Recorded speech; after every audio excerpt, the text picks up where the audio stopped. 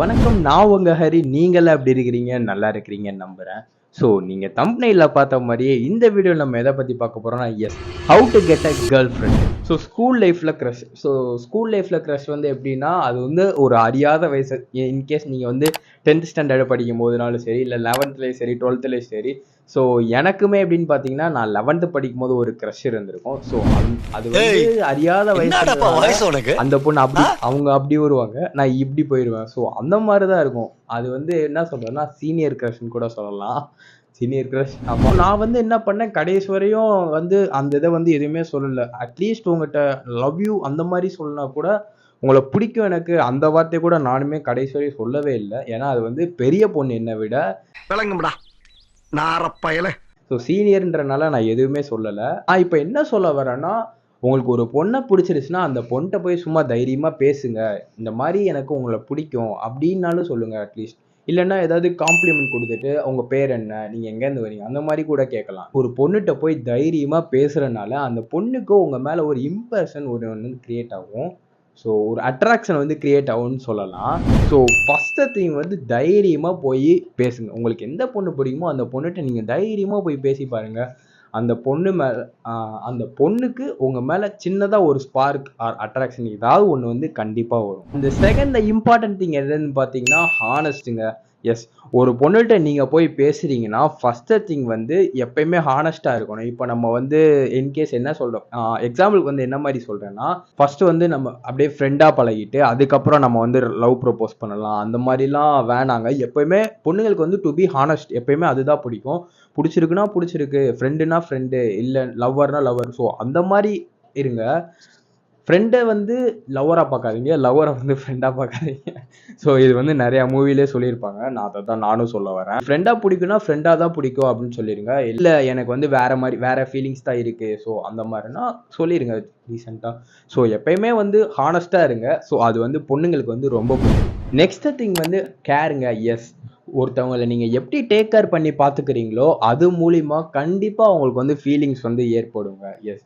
அவங்க ஒரு ஒரு ஆபத்தான சிச்சுவேஷன்ல இருக்கும்போதோ, அவங்க ஒரு ஹெல்ப்லெஸ் சிச்சுவேஷன்ல இருக்கும்போதும் சரி, நீங்க வந்து அந்த இடத்துல வந்து ஒரு சின்னதா ஒரு ஹெல்ப் பண்ணா கூட அவங்க அவங்க அவங்க வந்து உங்க மேல அட்ராக்ட் ஆக வாய்ப்பு இருக்கு.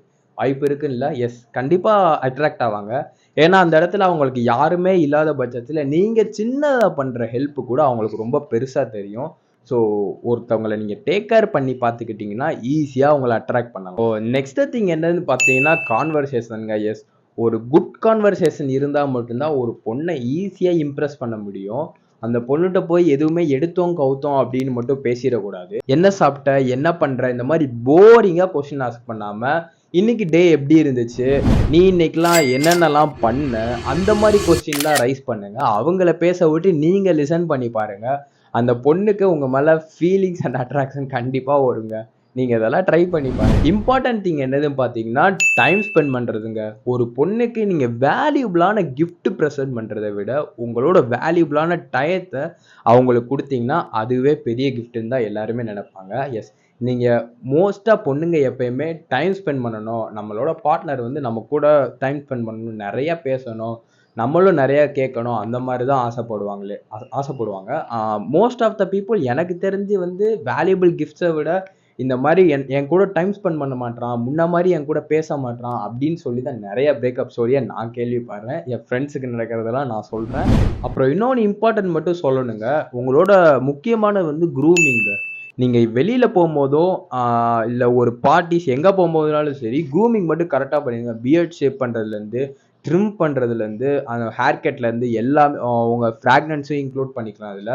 ஏன்னா, உங்க ஒரு பொண்ணுட்ட போய் நீங்க பேசுனீங்கன்னா, அந்த மோஸ்ட்லி அந்த ஸ்மெல்ஸ் மட்டும் தான் எல்லாம் நோட் பண்ணுவாங்க. ஃபர்ஸ்ட் திங் ஸ்மெல்ஸ் வந்து சோ இம்பார்ட்டன்ட். ஸோ நல்ல ஒரு பெர்ஃப்யூம் மட்டும் சூஸ் பண்ணி வச்சுட்டு, எப்பயுமே அத வந்து ஹேவ் பண்ணிக்கோங்க.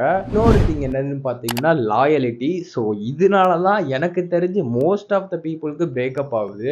ஸோ இப்போ ஒரு பெர்சனும் இப்போ இப்போ 2 பேர் ரிலேஷன்ஷிப்ல இருந்தாங்கன்னா, யாராச்சும் ஒரு ஆள் வந்து கண்டிப்பா லாயலா இருக்கவே மாட்டாங்க. இது வந்து எப்படி 90% வந்து உண்மை. ஏதாவது ஒரு 10% தான் 2 பேரும் அவனுக்கு இவன், இவனுக்கு அவன் அப்படின்னு சொல்லுவாங்க. இப்போலாம் ஒருத்திக்காக வாழ்கிற ஜாதி. ஸோ அந்த மாதிரிலாம் பேசிட்டு இருப்பாங்க. மோஸ்ட் ஆஃப் த 90% பீப்புள் வந்து எனக்கு தெரிஞ்ச அளவு லாயலாலாம் இல்லைங்க. எப்படினாலும் இந்த இடத்துல ரிலேஷன்ல இருந்தாலுமே வெளியில ஏதாவது ஒரு பெஸ்டி ஃப்ரெண்டு அந்த மாதிரி இருப்பாங்க.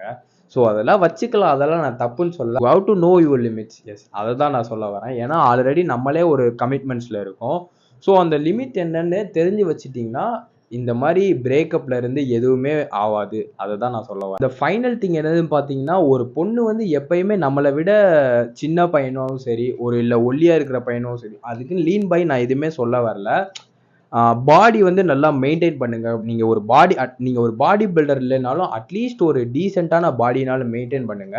அது போக நல்ல ஒரு எந்த பொண்ணுமே ஒரு லூசரை வந்து ஒரு லூசரை வந்து லவ் பண்ண மாட்டான். ஃபர்ஸ்ட் உங்களுக்குன்னு ஒரு ஜாப் ஆர் உங்களுக்குன்னு ஒரு பிசினஸ் நீங்க பண்ற மாதிரி இருந்தாதான் ஒரு பொண்ணை வச்சு நீங்க ஈஸியா ஹேண்டில் பண்ண முடியும்.